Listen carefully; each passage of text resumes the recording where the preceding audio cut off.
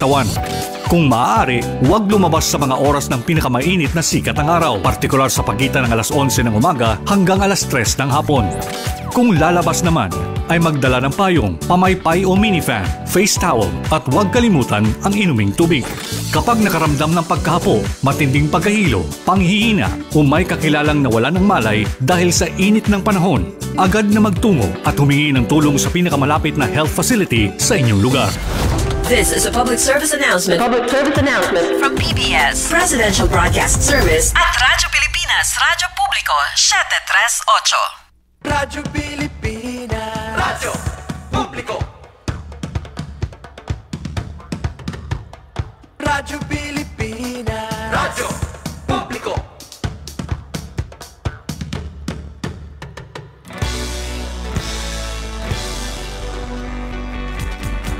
Mahalagang mga balita, napapanahong impormasyon. Kami ang inyong gabay pag may bagyo at sakuna. Serbisyo ng gobyerno kapag may nangangailangan. Mga proyekto ng Pangulo, damang-dama ang pagmamahal niya. Tulay ng mga hinaing, ang problema ng bayan ating lulutasin. Tulay sa himpapawid, tulay ng pagbabago. Radyo Pilipinas, Radyo Publiko, ng bagong Pilipinas. Radyo Publiko, Radyo Pilipinas, Radyo Publiko, ng bagong Pilipino. Mga proyekto ng Pangulo, damang-dama ang pagmamahal niya. Radyo Pilipinas, Radyo Publiko, ang boses ng Pangulo.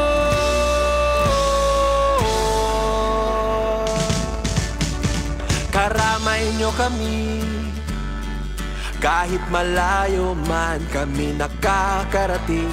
OFW magsasaka, buhay ay iba't iba, san mang lugar ng bansa natin. Tulay ng mga hinaing, ang problema ng bayan ating lulutasin. Tulay sa himpapawid, tulay ng pagbabago. Radyo Pilipinas, Radyo Publiko, ng bagong Pilipinas. Radyo Publiko, Radyo Pilipinas, Radyo Publiko, ng bagong Pilipino. Mga proyekto ng Pangulo, damang-dama ang pagmamahal niya. Radyo Pilipinas, Radyo Publiko, ang boses ng Pangulo. Radyo Publiko, Radyo Pilipinas, Radyo Publiko, Radyo Pilipinas. Ito ang Presidential Broadcast Service. Radyo Pilipinas, Radyo Publiko ng bagong Pilipinas para sa bagong Pilipino. Naghahatid ng mahahalagang balita at impormasyon na guugnay ng pamahalaan sa sambayanan. Tulay sa himpapawid ng serbisyo publiko. Radyo Pilipinas, Radyo Publiko, ang boses ng Pangulo. Sa Mega Manila, 738. Radyo Pilipinas, Radyo Publiko.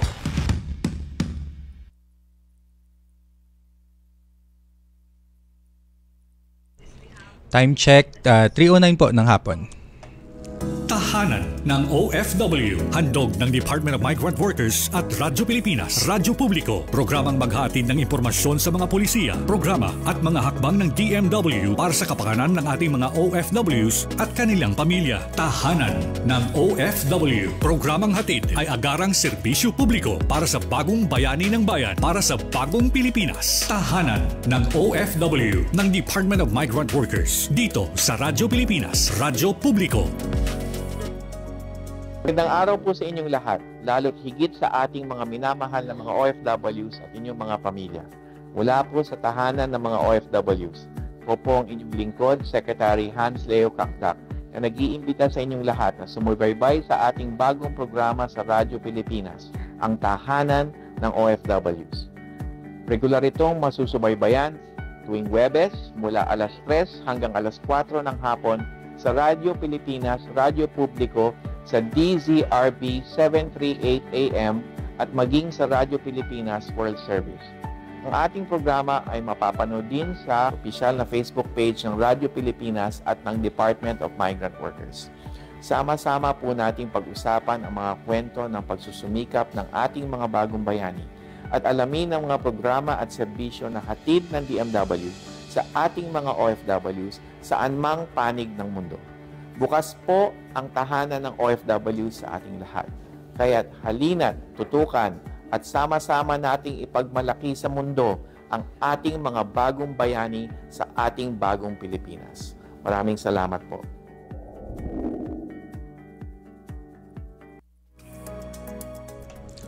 Ayan, Huwebes na naman po na hapon at good afternoon. Medyo hindi ganun kainit eh.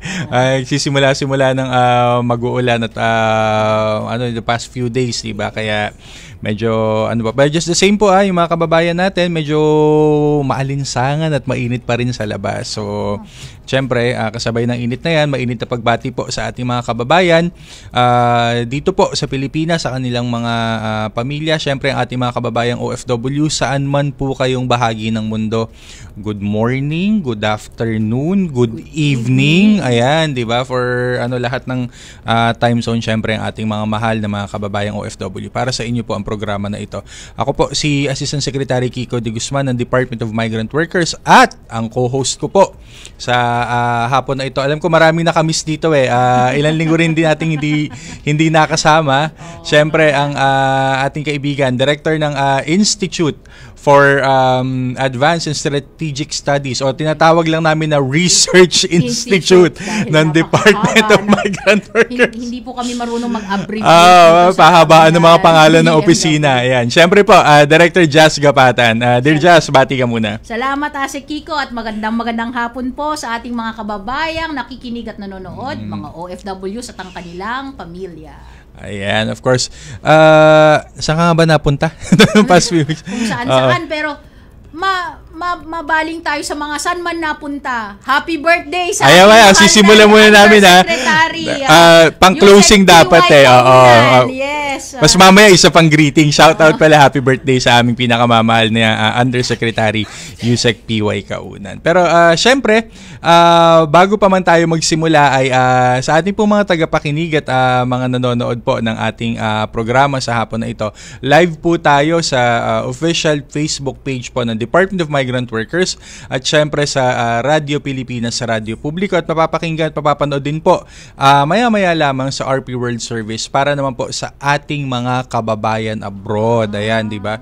Sa balita ko, Jazz, Director Jazz, balita ko kasi yung iba nating kababayan naisasabay ito, syempre, ang kanilang pakikinig. Lalo na yung mga malalapit ang time zone, mga kababayan natin sa Taiwan, mga ganyan na nasusubaybayan nila dun sa parehong-parehong oras.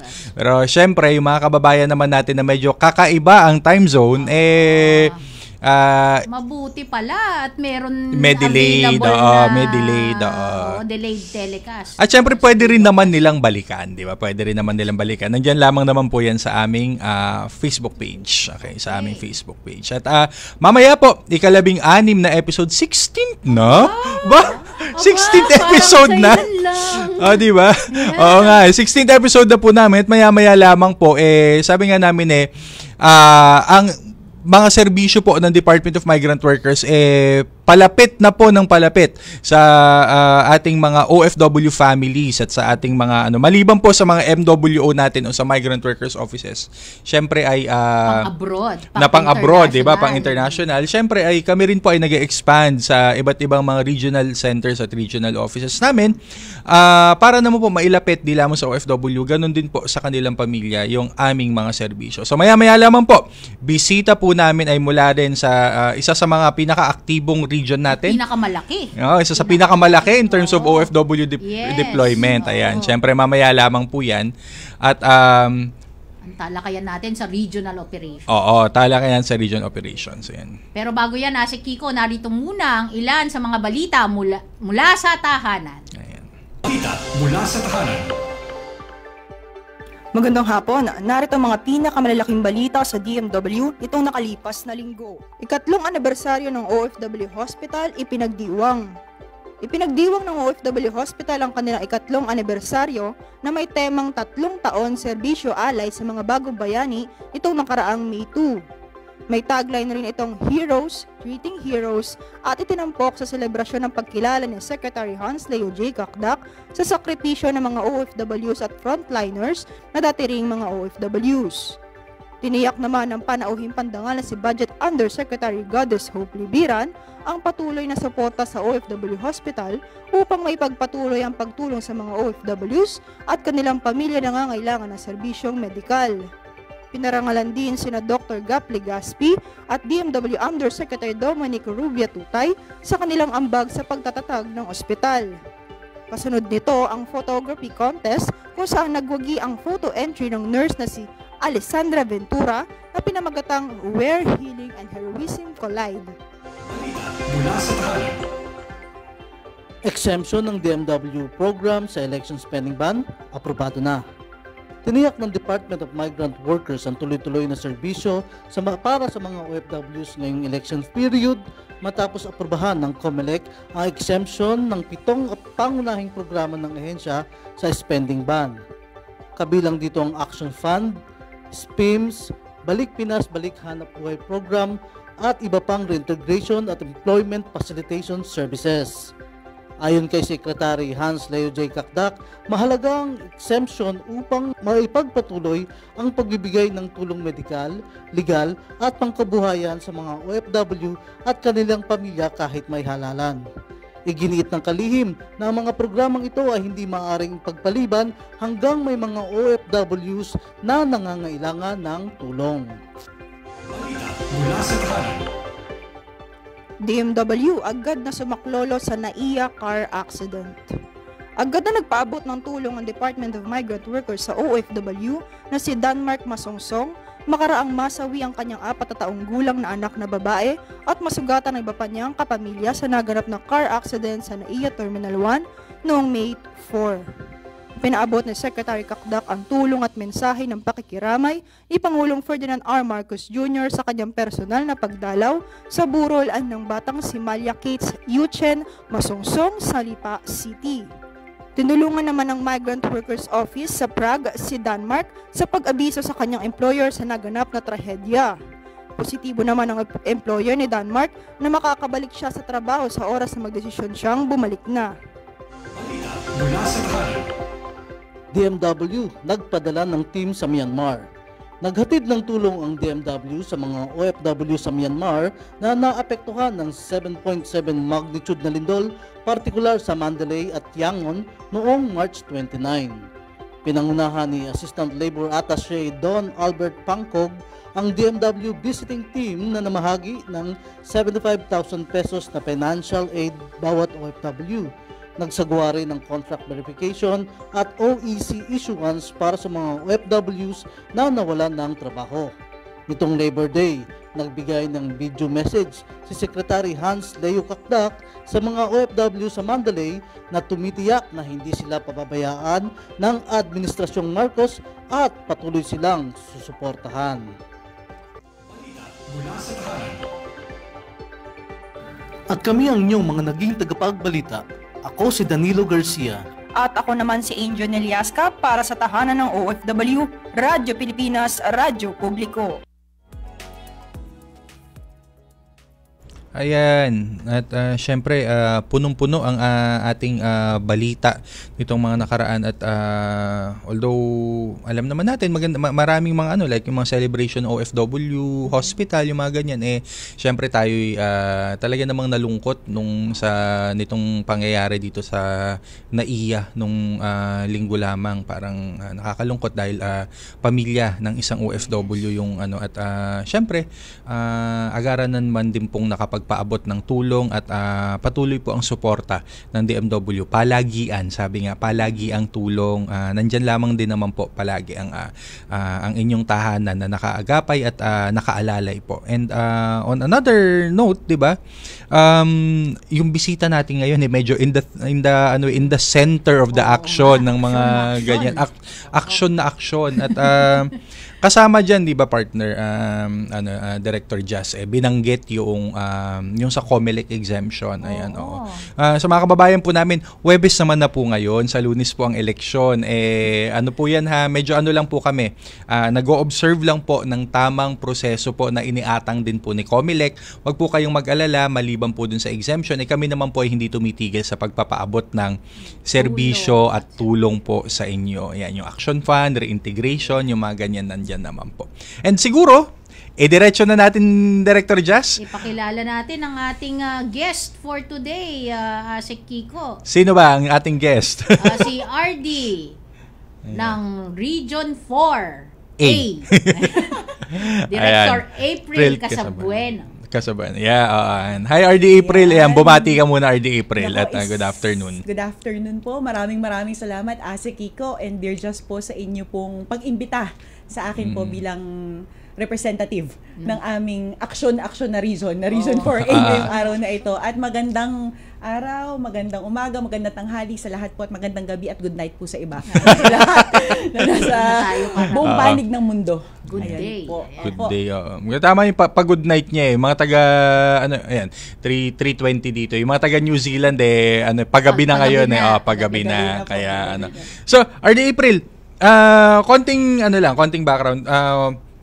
We've had ASEC Jerome previously discuss regional operations dito. RDAs discuss NCR. Pinakilala din.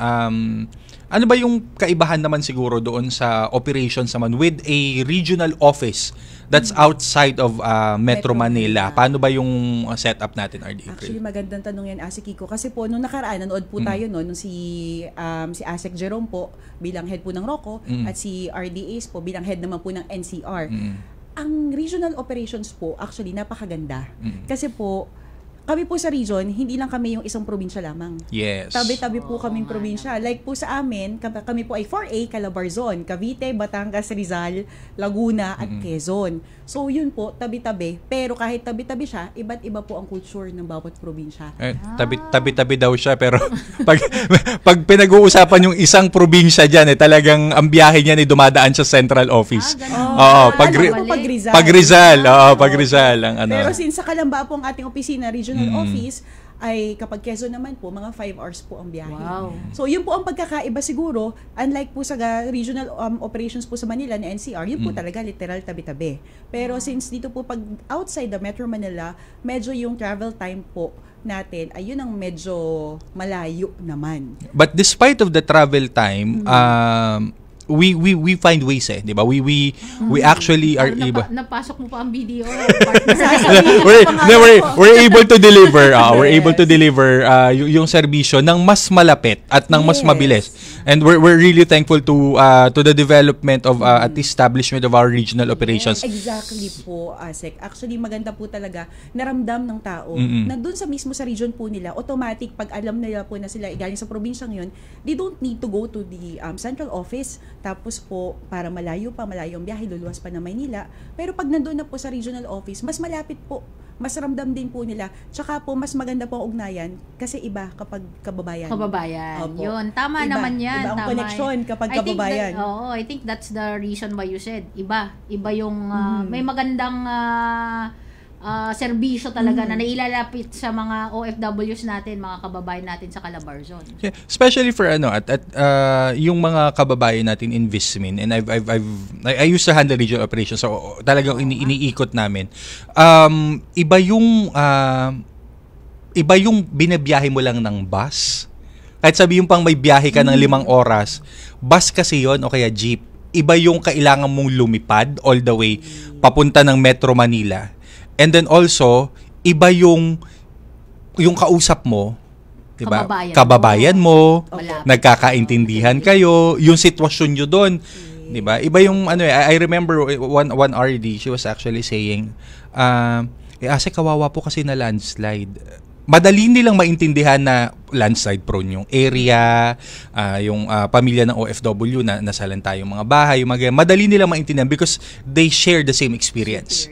'Di ba? They share the same experience. Now, RD, itong sa ano natin, itong sa regional operations natin. Siguro in brief, how do we provide yung mga welfare assistance saka welfare services ng mas malapitan at ng mas mabilisan sa mga pamilya ng ating mga OFW? Opo.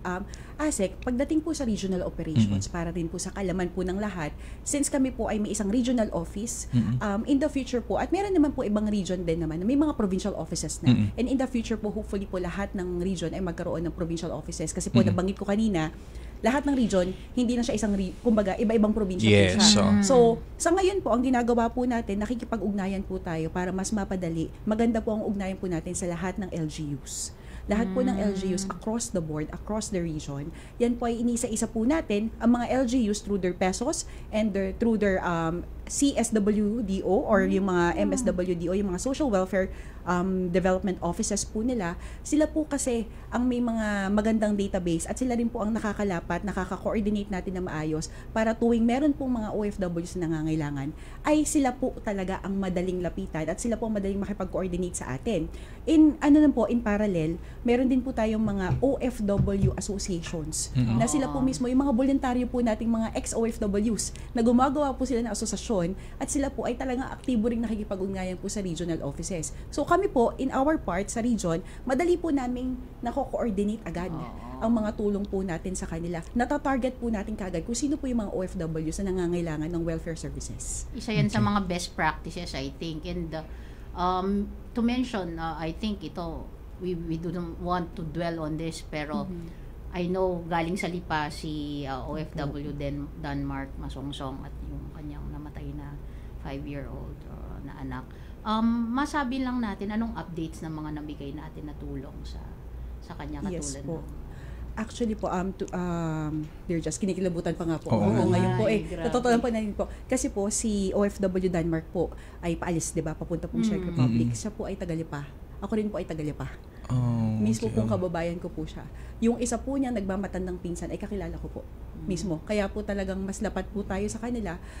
Bilang update naman po, since day 1 po, ang DMW, katulong po na iba't ibang ahensya, tulad po ng kapatid nating OWA, tsaka ng NNIC, ang pamunuan po ng NAIA, sila po ay agaran nagbigay ng tulong. Hanggang sa ngayon po, ang ating pong kalihim na si Secretary Hans Kakdak, since day 1, on the spot po, on site, nagpunta na po doon, kasama po si DMW, NCR natin, si RDAs po.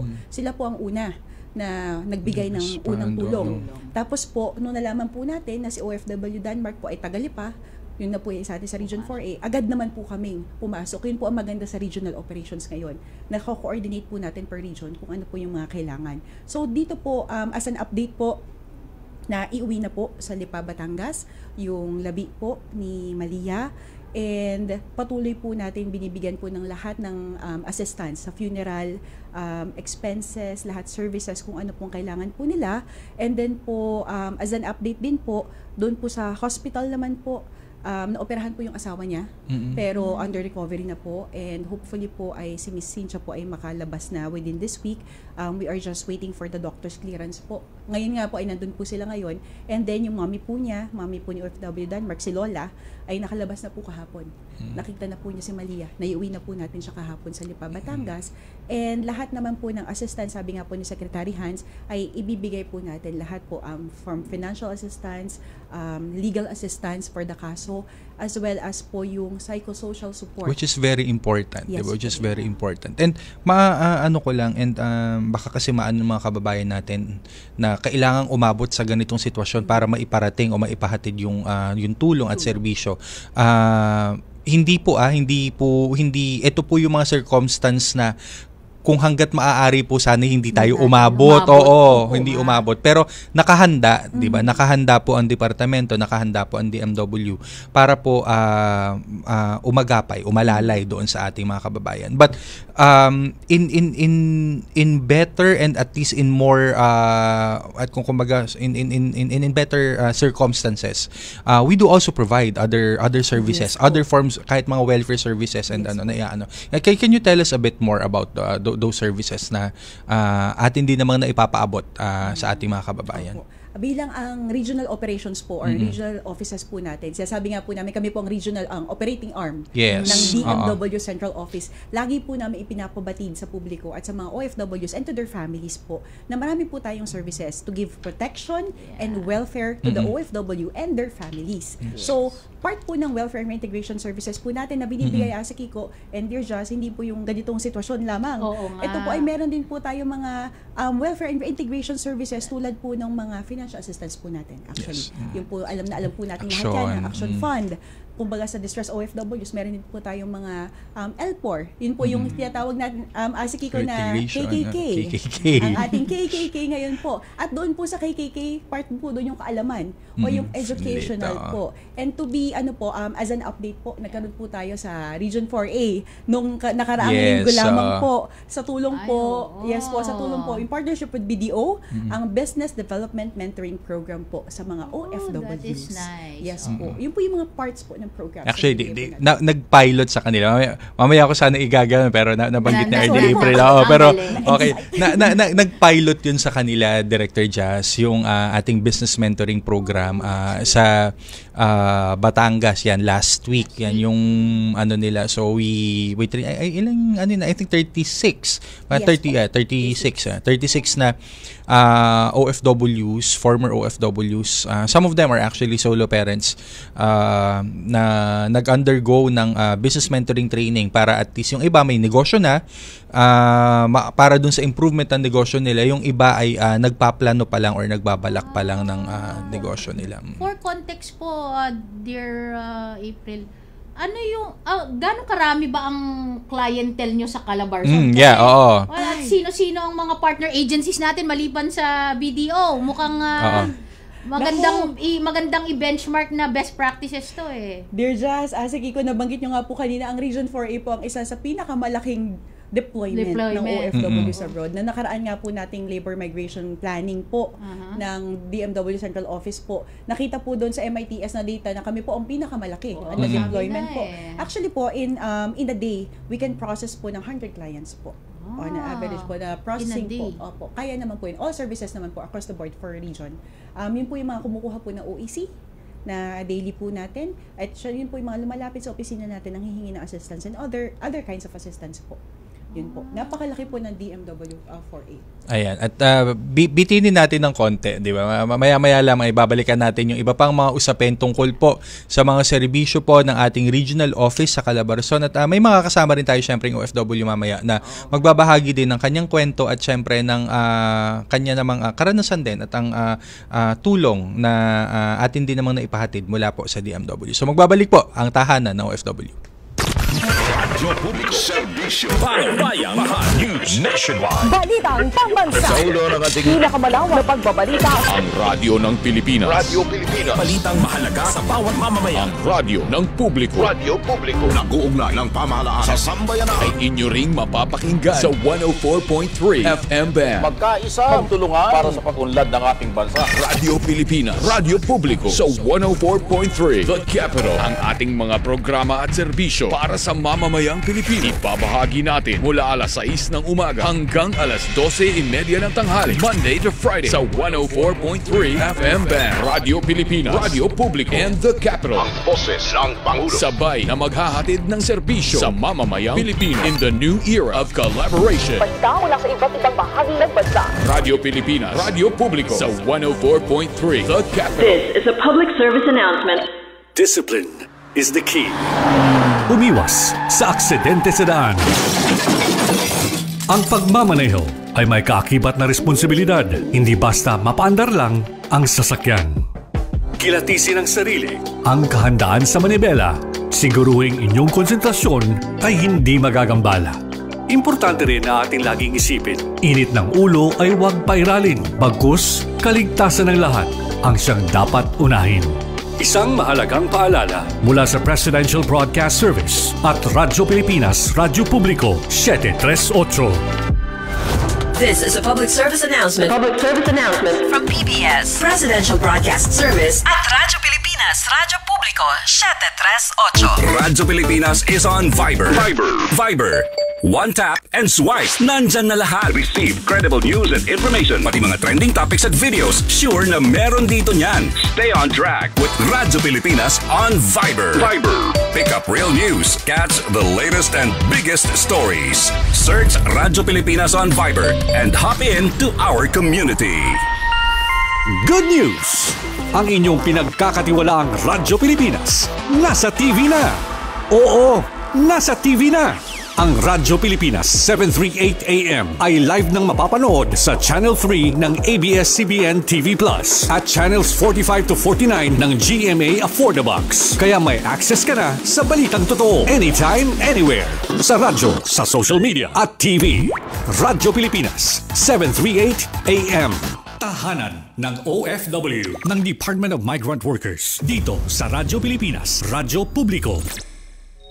Kalinga at aksyon para sa mga bagong bayani. Okay po, at tayo po ay muling nagbabalik dito po sa ating programa, Tahanan ng OFW. Kasama ko pa rin po ngayong hapon ang aking co-host po, Director Jazz Gapatan po ng DMW Research Institute. At syempre ang aming pong guest ngayong hapon ay walang iba kundi ang Regional Director po, ang napakasipag na Regional Director ng Calabarzon po ng DMW Region 4A, si Director April Casabuena. Syempre, kanina, RD April, nabitin tayo ng konti doon sa ibinabahagi mo sa ating mga kababayan about yung number ng clients coming from Calabarzon. And you were mentioning that on the average, you could actually process around 100. Ito yung paalis. On the average, and this is non-peak season na numbers. Oo. Opo, Asek, yun po, medyo pag peak season po talaga, umaabot po tayo ng 100. Paalis pa lamang po yun. Pero doon po sa average daily transaction, yung 100, yun po yung all kinds of transactions. All kinds of transaction, oh. Kasi siguro, maganda rin, partner, Director Jazz, itong area din na to, ang Calabarzon din, isa ito din sa mataas yung number ng balik manggagawa natin. And when we say balik manggagawa, kahit papano, nakakapag-avail sila nung online na mga proseso natin. Po ang isa sa pinakamaganda at napakaluwag na proseso na ginawa po natin sa DMW, ang online. Kasi po marami po tayong mga OFWs na nag-resort sa online po na pagkuha ng OEC para hindi na po sila physically pupunta sa opisina. Yan. Kaya mga kababayan namin na yung pagkuha po ng OEC, lalo na po kung pabalik na kayo, yung parehong employer, parehong job site, parehong uri po ng trabaho, ito po, lalo na kung memoryado nyo naman yung inyong account, yung inyong account details, password. Wag nyo lang pong wawalain yan. Hindi nyo po kailangan pumila sa mga, lalo po sa Ortigas, sa central office namin. Mapapadali po ang buhay ninyo. Po ang buhay ninyo, kung alam po ninyo yan. Dahil yan naman po ay talagang dinevelop at inasikaso po namin yung online po na pagpuproseso para po sa mga balik manggagawa. At kung sakasakali na may kailangan kayong ayusin dun sa inyong account at kailangan po talaga ng face-to-face na transaction. Ayan, tulad nga ng binabanggit na RD April, we have our regional offices na mas malapit po sa mga. And speaking of online na mga proseso, we're also starting to pilot kasi kanina yung paalis. Ngayon naman yung pabalik. We're also starting to pilot yung natawag nating reintegration management system. Yung RMS. Can you tell us a bit more about that, RD April? Ayan. Actually po, RD tuloy ako pala yun, Asek and Dear Jazz, yung RMS po, pinilot na po ito, I believe, sa NCR, Region 3, at nung kasalukuyan lamang po ay sa amin, sa Region 4A, nung April 25, kung saan po ay yung RMS po, yun po ang makabago nating sistema sa DMW po under the NRCO, kung saan po namo-monitor po natin yung database po ng mga reintegration services at yung mga daloy po ng mga OFWs na meron po, ito ay platform po natin na designed to streamline yung reporting, monitoring, and management of assistance requests for reintegration programs. Ito po yung enhanced natin na e-registration na tinatawag. Maganda. Maraming maggagamitan yan na Kiko, hindi lang sa integration pero lahat ng programa natin na pwede tayong pwede tayong gumamit ng datos. Yes, kasi yan naman ang ating pinupush talaga sa department, yung digitalization, di ba? Yung at least sa pag-alis, habang nandun sila sa reporting, at syempre sa kanilang pagbabalik dito, digital na po ang mga proseso. So, abangan po nyo yan sa mga susunod na buwan po. Lalo pa po namin pag-iigihin at lalo pa po namin pagbubutihin po ang pagde-deliver kahit po sa sistema po ng reintegration, gagawin na po nating online, gaya nga po ng binabanggit po ni RD April. At speaking of OFWs po na bumalik at naging matagumpay. Excited po tayo. Kukumustahin naman po natin ngayon, makakasama po natin ang isang OFW naman na mula sa Batangas. Ayan, mula sa Talisay, Batangas. Live po dito sa studio si Ma'am Tita Rojas Soriano na isang OFW po mula sa Qatar. So, Ma'am, bati po muna kayo. Magandang hapon po sa inyo. Sa inyong lahat po. At sa inyo, Asik ko de Guzman. Matipid ang pagbati ni Ma'am. Po, Dr. Jasmine Juju Jas. At kay Attorney April Casibuena. Opo, magandang hapon po. Maraming salamat po sa inyong pagpapunlak sa aming imbitasyon. Doon po sa nagpapasalamat po at ako nakarating po dito sa inyo para maibahagi ko po yung naging karanasan ko sa akin sa Qatar. Na ako po hindi ko po akalain na ako po yung makakabalik pa ng Pilipinas. Dahil nga po may nag-alok po sa akin, dahil ako po yung mamasahe dito, may nag-alok po sa akin ng magtrabaho po sa Qatar. Sa kagustuhan ko pong makaluog sa buhay, pumayag po ako na mag-direct hire. Pagdating naman po doon, wala naman po palang trabaho. Napalitan po akong masukan sa household po ng sa bahay po at saka po mag-waitress. Sa kamalasan nga po, wala naman pong legal na dokumento. Dali pa po ng pandemic. Ang hirap na naging buhay po namin doon. Kaya po noong pong may mag-alok po sa MWU na para po makunan, tinugunan namin po yun para kami po makauwi natin, mapasama pa kami po doon sa repart natin ng 2022. At sa tulong nga po ng DMW at saka ng OWA po, nabigyan po kami, ako may nakapagsabi po na kailangan na humingi po ng tulong sa financial po assistant para po ayun nga po, nakakuha po kami sa LDAP ng tulong po ng financial. At ayun po, doon po ako nagsimula po sa pag-ano ng kalamansi, sa pabuto.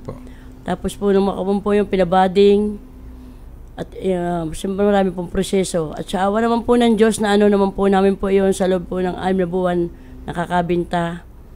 At sa tulong po ng DMW sa financial, nakakumpo ang aming kuhan. So, Nay, ito yung negosyo. Actually, medyo thankful na tayo kasi andito na si Nanay, di ba? Mukhang mahirap ang napagdaanan niya doon. Pero at least merong silver lining. Yes, the silver lining. We're already, we're very happy na andito na siya sa atin. So, ano na lang yan, Nay, paminsan-minsang pag-alala na lang. Siyempre, samahan natin ng maraming dasal na maging okay ang ating kalooban, di ba? Kami, napakalaking pasalamat po talaga namin sa DMW sa tulong po. Kahit pa paano po kami ay nakasurvive doon kung hindi man po sa ibang bansa nakaging maayos. Dito naman po kahit pa paano nakasurvive naman po kami. Okay. Siguro po, tanungin ko rin, Nanay, para malaman din ni Nanay Tita, ate. Opo. Pero Tita, ate Tita, oo. Paano kayo nakakuha ng para malaman din ng mga iba na maaari silang makakuha ng tulong ng financial may nagsabi assistance? Nga po na lumapit daw po kami dito sa DMW. Ayun po, nagtanong po kami ano pong maganda doon. Ayun, sinabi namin po naging problema namin sa Qatar na gano'n gayon. Hindi naman po kami binigo, kami naman po tinulungan nila. Kaya po, yung sa tulong po nilang ayon, nakapag-umpisa po. Opo, nakapag-umpisa po. Kaya lamang po nung itong si Christine nakiraan, medyo nakuha po. Pero okay naman, hindi naman po lahat nakuha na sira ni Christine. Basta kung halimbawa pong may share ko kayo po, ma'am, may ibang program po kayo nakuha, baka naman po pwedeng... Ay, meron po. Ayan. Marami tama pong po ang pinuntahan ninyo. Sana naman po matulungan po rin yes kami naman po, ma'am. Oo. Ito talagang si Christine ang daming maraming sakit ng ulo talagang dinala itong si Christine May hugot yata kay Christine. Kay Christine. Anyway, ma'am. Christine po yan. Bagyong Christine.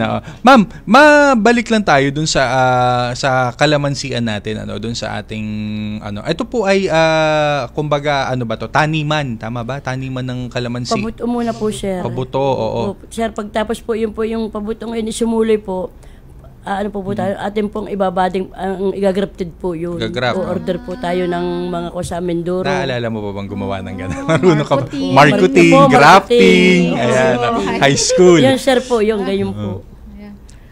So, Nay, ano po ang produkto? Ang binebenta natin yung seedling o yung bunga? Parehas din po. Pero ang amin po talagang kalimitan puno po. Yung po. Yung kalamansi mismo na puno. Tapos, yung po, halimbawa, kayo po nag-order, kayo na po, kung gusto nyo ibenta ang bunga, kayo magpapabunga na po, dire-diretso naman po yun. Gaano naman po karami ito na ating ilang puno o ilang naman yung sa atin? Sir, 1,000 po yun. Pag po. Okay. Manin pala tong si Tita. Pero yun nga po, kailan po talagang malaki po talaga ang doon, ang inyong puhulan dahil may lupa, may plastic po, may abono. Tapos yung luti pa, arkalahin po ninyo. Nay, saang saang address ito para at least pag yung mga kababayan po natin, syempre kalamansi yan, magtatag-ulan na, vitamin C, di ba? Source of vitamin C yan. Sa Barangay Caloocan, Talisay, Batangas po kami. Barangay Caloocan, Talisay, Batangas. Ano pong pangalan ng business nyo, Nanay? Tita? May Facebook po. May Facebook daw. Ano pong hahanapin sa Facebook, Nanay? Tia Rojas po. Tia Rojas. Tia Rojas. Ayan. So mamaya po po namin. I-search po niyo po. Nadalaw mo na ito, RD, na familiar na scope na. Oo. Talisay, Batangas. Actually nga po, si Ate Tita po, ilang beses na rin po natin siya naimbitahan to share her stories po. Opo. Actually po, nung last year lang, nung World Visit po, nagkaroon po ng study visit ang World Bank nang kasama po yung iba't iba pong galing sa ibang bansa. Nag-ask po sila ng mga OFWs na nagkaroon successful stories po. Tulungan po ni DMW. Isa po si Ate Tita na palaban sa Inglisan. Ay. Nilabas ang inilabas ang kalamansi kasama ang Inglisan. Nabulog po ako sa Arabic.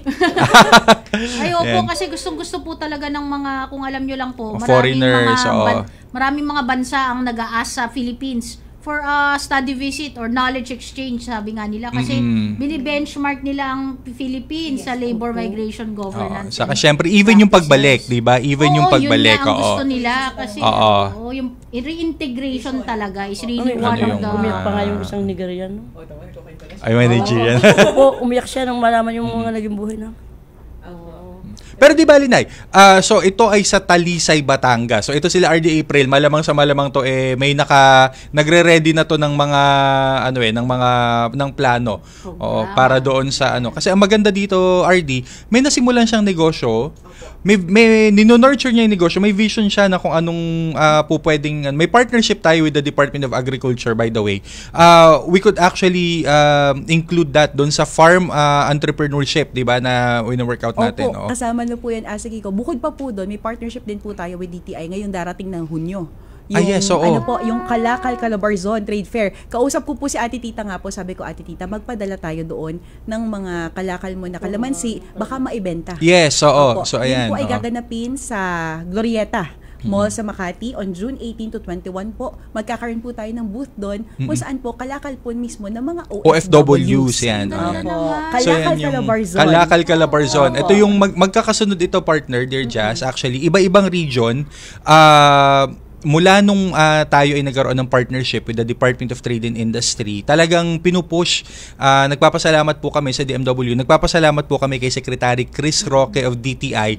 Talagang lagi niyang itinatanong ito pag nagkikita sila ni Sec Hans and even the other officials of DTI, laging itinatanong ito, kinukumusta yung mga OFW businesses at mga maganda kasi meron silang ready capital and they already have the skills and the knowledge gained from abroad. magtayo So yung promotion talaga, yung promotion saka yung marketing, yan yung kasama dito sa Kalakal. Yung mga regional trade fair ni DTI, kasama po lagi ang DMW diyan palagian. So kung may negosyo kayo, pwede po yung ipasok yan doon. Sa mga OFWs, bukod pa doon ASEC, tsaka Dear Jazz, bukod po sa partnership po natin sa DTI, meron din po tayong partnership sa Department of Tourism para rin po doon sa mga pagpaano po ng mga produkto ng mga OFWs as part of the tourism promotion. As part of tourism promotions, yung mga iniikutan nila na mga actually baka hindi po na ng mga kababayan natin, some of the more famous and popular na mga destinations, kung iisipin po ninyo kung aanuhin ninyo, mga OFW owned po yan, di ba? OFW owned. Ang ganda ng synergy naman ng ito ang whole of government approach talaga. Ang whole of government approach. Bahagi po ito ng kababanggit lamang last week ng ating mahal na Pangulo. Bahagi po ito ng National Reintegration Network po para sa pagbabalik, matagumpay na pagbabalik bayan ng ating mga OFW. So, ma'am, meron pa ba kayong, baka may hiling pa po kayo at baka kaya ni RD April na ibigay? Ayan, kailangan pong, kung halimbawa pong may mga ilangan po sa ng tulong, sasamahan ko po kay attorney. Opo. Para naman po makuha nila na hindi sila nagkamali na sa inyo ng lalapitan. Opo. At syempre po, Nay, yung pong maliit na negosyo natin, ipalakihin pa natin, palaguin pa natin dahil yan naman po ang gusto natin para po sa ating mga OFW. Dito na po ako lalapit, talaga kakapit siya kay attorney para sa inyo. Ma'am, madaling lapitan yan madaling talagang pumupunta yan, lalo na kung Batangas, sulok-sulok ng Batangas. Yan. So ma'am, papadala ka ng baka mamaya yung kalamansi pwede na rin dun sa production with DOST, meron din tayo niyan. Sisingit ko nga ho sa ASEC. Yun po, bukod po doon sa pagpo-promote natin ng mga products po ng OFWs, meron din po tayong partnership sa DOST. Yes. Yun po yung I-Forward. I-Forward, kung saan po yung mga business plan pa lang po or yung mga gusto pong business, tinutulungan po ni DOST na magkaroon ng business development yung mga kababayan po ng OFWs and their families actually. Kasama po yun. Salamat po kay Ma'am Tita para po sa po sa inyo, Ma'am Sir. Ayan, anytime po ma'am, at syempre anytime din po ay syempre nandito naman po kami nakaalalay po sa inyo pong pagtatagumpay, di ba? Sa inyo pong sa pagpapatuloy ng inyong magandang kwento dito. Ayan. And RD April, do you have any announcements or do you have any other sharing para naman sa ating mga kababayan sa Calabarzon? Unang-una po gusto ko po magpasalamat sa inyo, sa inyo pong pag-imbita sa amin dito sa inyong programa, sa ating programa sa DMW po. Bukod po doon sa mga na-share na po natin, ASEC, let me announce din po yung, ito po ay in partnership na rin po natin sa PIA. Nag-guest po tayo doon, kasama po namin si ARD sa PIA po para i-promote ang likha kababaihan. Ayan, ongoing, oo. Extended. Ang submission of entries para sa mga kababaihan po nating OFWs na meron pong mga business ideas po. Yan, May 15 po. May 15. So, mga kababayan po natin ayan, lalo na po sa Calabarzon, talagang sinusuyod ni RD April yung buong Calabarzon na yan. Join na po kayo. Ayan, likhang kababaihan, business plan competition for women OFWs. Ayan, ASEC, okay lang po ba? Ipopromote ko rin po. Lumipat na po kami ng Ayan, opisina. lumipat na ng office Baka maligaw po doon sa nila. Kung yung mga kababayan po natin, lalo na yung mga balik manggagawa, sanay po sila doon sa dati nating opisina. Yung dating POEA na satellite office po natin sa ilalim po ng Dole Regional Office 4A, doon po sa Calamba, Parian Calamba. Kami po ay lumipat lamang ng kaunti. From basement po ng Andenson Building 1, kami po ay napunta na po sa ground floor at second floor ng Andenson Building 3. Sa tapat lang po yun ng Riverview Resort sa Parian pa rin po sa Calamba. Ayan, walking distance lang po, malapit lang. Ayan, Okay. Shout out na rin po sa mga anak ko dyan sa Region 4A. Baka po magalit sa akin pag uwi. Okay. Para sa mga mahahalagang anunsyo, komento, iba pang paghingi ng serbisyo, maaari nyo pong makontak ang DMW sa official na website, email address, social media channels, at hotline numbers na makikita nyo po sa screen. Amin pong pinapahalagaan ang inyong feedback para higit kayong mapaglingkuran. Ayan. At syempre po, ito pa rin po ang inyong lingguhang kasama tuwing Huwebes po ng hapon ang tahanan ng OFW. Ako pong muli, si Assistant Secretary Kiko De Guzman, sa ngalan po ng DMW, ang buong pwersa po ng aming opisina. At of course po, isa pang shout out sa aming pinakamamahal na Undersecretary Yusek PY Kaunan. Ayan, happy birthday po ulit kay Yusek PY. Ayan, ang siya'y busy sa kanyang mga iba't ibang engagement sa ating mga OFWs. Ayan. So, magkita-kita po ulit tayo next week, di ba? Director Jazz. Oo, sa ngalan naman ng DMW ISMD at huwag kalimutan, IMW PCB din. Director Jasmine Gapatan po ang inyong lingkod. Ayan, samahan niyo po kami at sa lahat po ng ating mga kababayang OFW families po dito sa Pilipinas at saan man pong panig ng mundo, ang lingguhan po ninyong nakakatuwang at nakakasama. Ito pong muli ang tahanan ng OFW. Para sa bagong bayani